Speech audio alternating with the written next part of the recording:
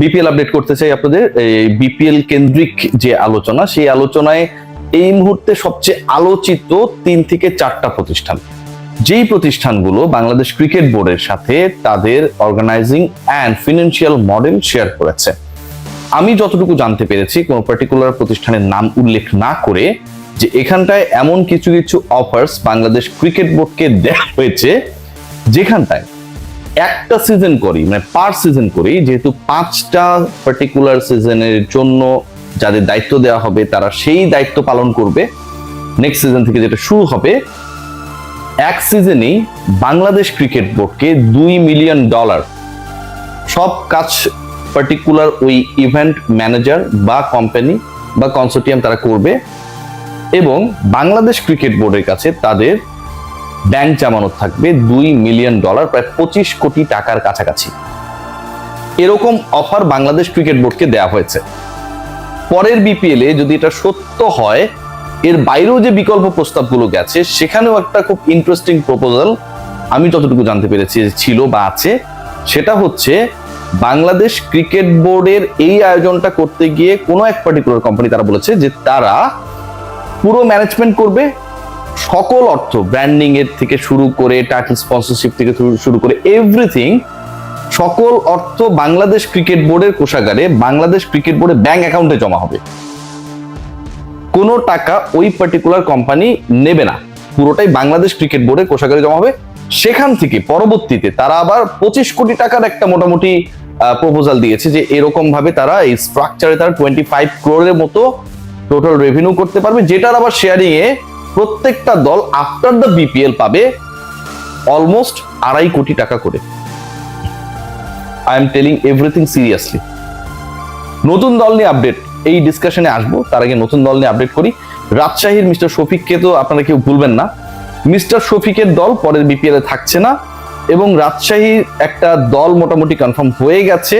তারা মোটামুটি তাদের কার্যক্রম বাংলাদেশ ক্রিকেট বোর্ডের যারাই দায়িত্ব পাবে না কেন তাদের সাথে শেয়ার করবে, এবং ওই দায়িত্বপ্রাপ্ত গ্রুপ যেন রাজশাহীর টিমটা যারাই প্ল্যানটা করেছে তাদের দেয়, সেই বিষয়ে তারা একটা প্রপার, মানে তাদেরও তো প্রেজেন্টেশন রয়েছে, যে প্রপোজড ফ্র্যাঞ্চাইজি গুলো যারা তাদেরও প্রেজেন্টেশন রয়েছে, সেটা রান করে ফেলেছে।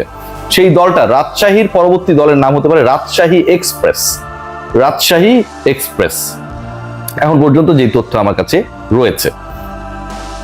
আবুধাবি টি10 লিগে আপনারা জানেন যে অনেকগুলো দল পার্টিসিপেট করে। এর বাইরেও বিভিন্ন যে ফ্র্যাঞ্চাইজ টুর্নামেন্ট গুলো হয়, সেটা টি20 হতে পারে, টি20 হতে পারে, সেগুলোতে অনেকগুলো ফ্র্যাঞ্চাইজ পার্টিসিপেট করে।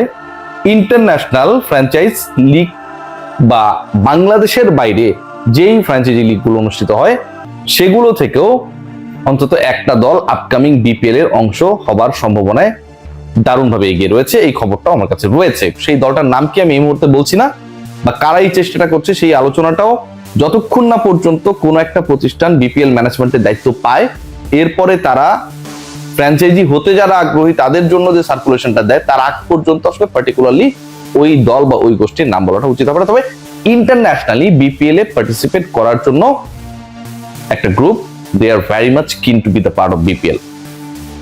What about the other franchise? সিলেটের যে দলটা ছিল, যতটুকু আমার কাছে খবর রয়েছে, এর আগে আপনারা দেখেছেন সিলেট সিক্সার্স, সিলেটের দলটা হয়তো থাকছে না।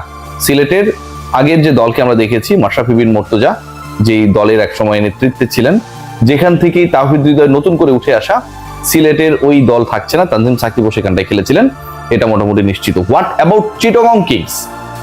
চিটাগং কিংস এর সাথে বাংলাদেশ ক্রিকেট বোর্ডের আমি যতটুকু জানতে পেরেছি সম্পর্কটা আসলে স্পেসিফিকলি মানে ডেসক্রাইবেবল না। মানে এটাকে আপনি ভালো বলবেন নাকি মন্দ বলবেন, সবাই সবাইকে চেনে জানে, দুপক্ষ থেকে আমি যতটুকু জানতে পারছি, কিন্তু কারোর সাথে কারো কমিউনিকেশনস এর জায়গাটা খুব একটা স্মুথ না। আমরা সমকাল একটা রিপোর্ট দেখেছি যে 46 কোটি টাকা বাংলাদেশ ক্রিকেট বোর্ড তারা চিটাগং এর কাছে পাওনা, সেটা দাবি করে লিগালি তাদের কাছে গেছে, এবং এটার উত্তরও সম্ভবত চিটাগং দিয়েছে ওই পত্রিকার বরাতে, যে তারা আসলে এটাকে মিউচুয়াল আন্ডারস্ট্যান্ডিং এর মাধ্যমে, আরবিট্রেশনের মাধ্যমে এটার একটা সমাধান চায়। সো এই ঘটনাটা অন্তত আপকামিং বিপিএল এর আগ মুহূর্তে চিটাগং এর কাছে বিসিবির উকিল নোটিশ, লিগ্যাল নোটিশ, 46 কোটি টাকা দাবি করা, আপনি যদি মেলাতে চান, 2-2-4 মেলাতে চান, চিটাগং কিংসের পরের বিপিএল এ থাকার সম্ভাবনাকে অনেকাংশে কমিয়ে দেয়। সিরিয়াসলি বলছি, এটা আমার অ্যাজাম্পশন, এটা কোনো পেন এন্ড পেপার ডকুমেন্টস নেই, এটা আমার অ্যাজাম্পশন। এর বাইরে 3টা দল ফাইনাল, রাজশাহী এক্সপ্রেস যদি হয় সেটা সহ 4টা, বাইরের যে একটা টিমের কথা বলছি সেটা সহ 5টা। তার মানে নাম্বার 6 টিম কে হবে সেটা কিন্তু একটা বিশাল কম্পিটিশন হবে। কারণ এর আগে আমি বলেছি যে খুলনা নিয়ে খুব বেশি ডাউট নেই, রংপুর রাজশাহীও থাকবে। রাজশাহী এক্সপ্রেস যদি নতুন টিম অ্যাড হয়, ফরেন টিম যদি একটা অ্যাড হয়, তাহলে 5টা টিম হয়ে গেল। You need 1 team to fulfil the slot of number of 6 teams, right?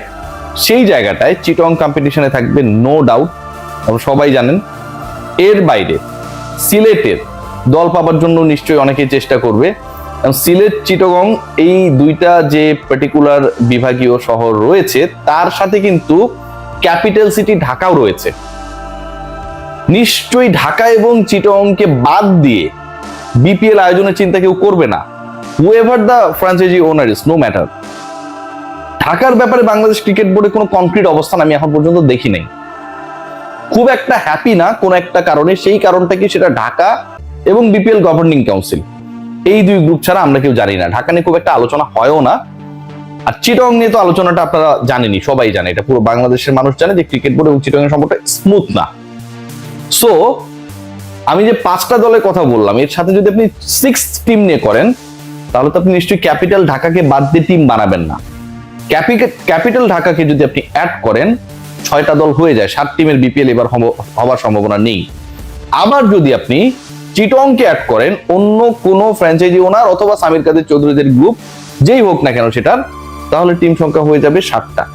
সেই ক্ষেত্রে যে গ্যাঞ্জামটা লাগবে, সিলেট থাকবে না এবং একই সাথে ফরেন ইনভেস্টমেন্ট বেসড যে টিমটা আপকামিং বিপিএল এ আমরা পরিকল্পনা করছি, দেখতে যাচ্ছি, ভাবছি, সেই দলটারও প্রেজেন্স আমরা দেখতে পাবো না। So the news is that upcoming BPL এ যে ফিনান্সিয়াল মডেল, তাতে বাংলাদেশ ক্রিকেট বোর্ডের কাছে প্রস্তাবিত বিভিন্ন প্রেজেন্টেশনে যে কনসোর্টিয়ামগুলো তাদেরকে প্রেজেন্ট করেছে, তারা প্রায় $2 মিলিয়ন, প্রায় 25 কোটি টাকা বিসিবির কোষাগারে জমা রেখে বিপিএল আয়োজন করতে আগ্রহী।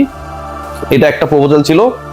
বড় বড় ফ্র্যাঞ্চাইজিস গুলো বা যে কনসোর্টিয়াম গুলো রয়েছে তাদের মধ্যে এমনও প্রপোজাল ছিল যে তারা টোটালি যেই ম্যানেজমেন্ট করবে, যেভাবে ব্র্যান্ডিং করবে, যেভাবে স্পন্সরশিপ আনবে, টোটাল টাকাটাই বিসিবির কোষাগারে যাবে এবং বিপিএল শেষে সেই রেভিনিউ শেয়ার হবে এবং সেই ফিনান্সিয়াল মডেলে প্রত্যেকটা দল they will get at least 2.5 crore from each season.